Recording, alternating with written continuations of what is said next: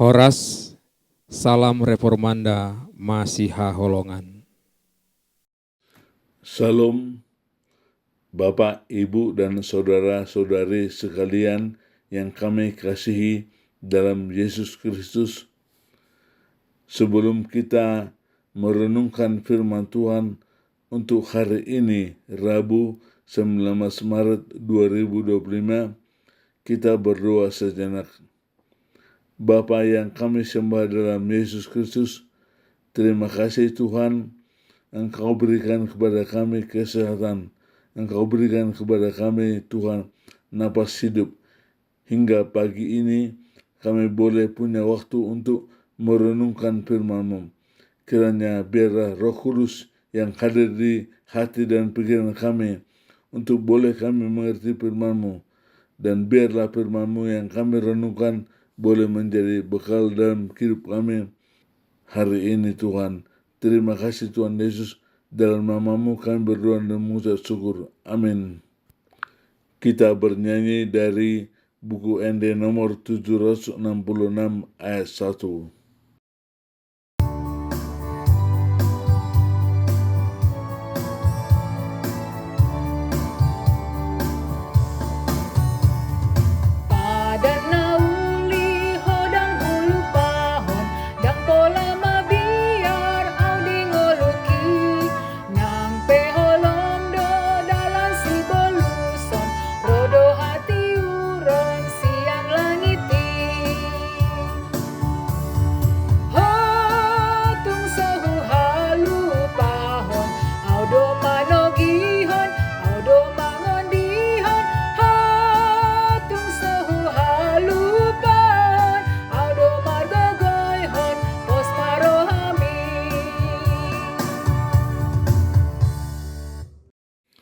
Nas renungan bagi kita untuk hari ini diambil dari Yehezkiel 37 ayat 23. Demikian firman Tuhan, mereka tidak lagi menajiskan dirinya dengan berhala-berhalanya atau dewa-dewa mereka yang menjijikkan atau dengan semua pelanggaran mereka.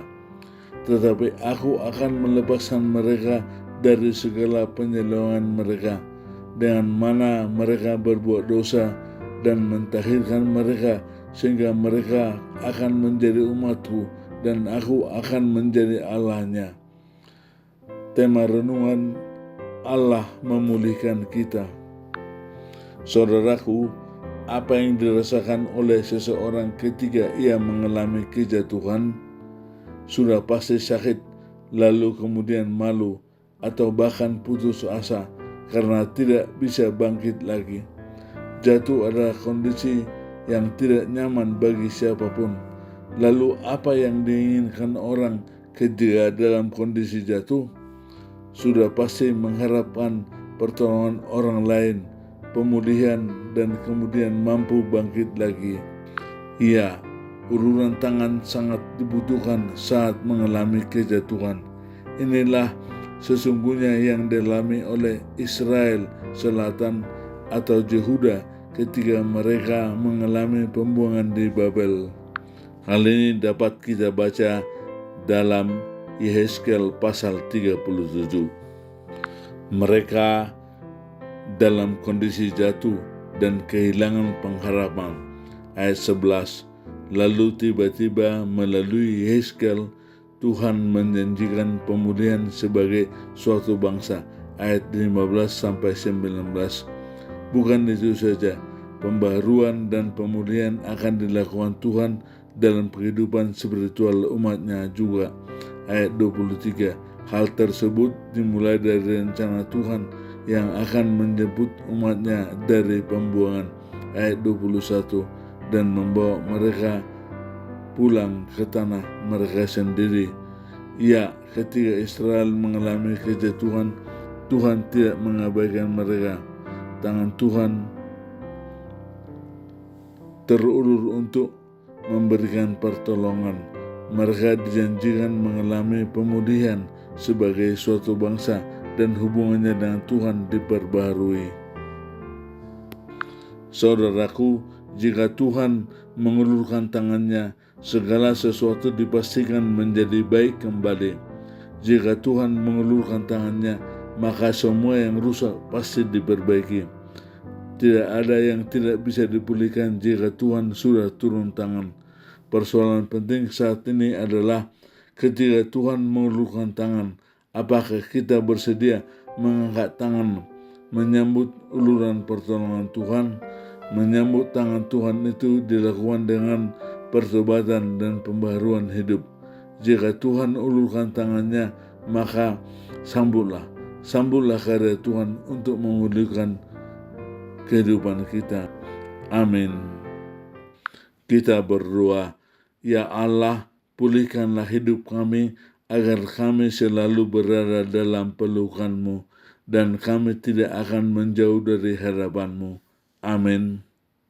Kita bernyanyi dari buku Ende nomor 769 ayat 1.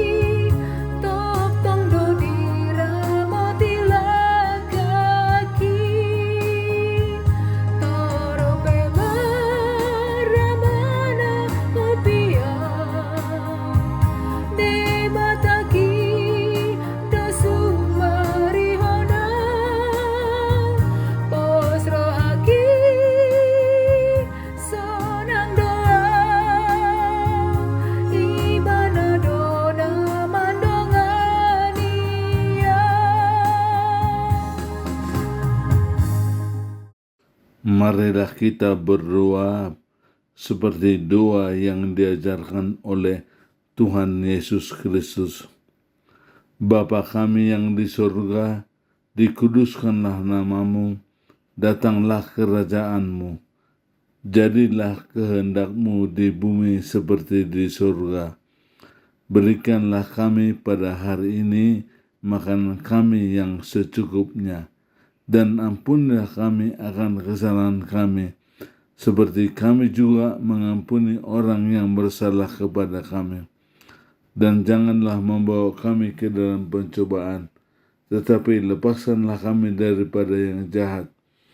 Karena Engkaulah yang mempunyai kerajaan dan kuasa dan kemuliaan sampai selama-lamanya. Amin. Kita terima berkat dari Tuhan, anugerah Tuhan kita Yesus Kristus, dan kasih setia Allah Bapa, serta persekutuan Roh Kudus, itulah yang menyertai kita sekarang dan selama-lamanya. Amin. Demikian renungan kita pagi ini. Selamat berkarya bagi Tuhan.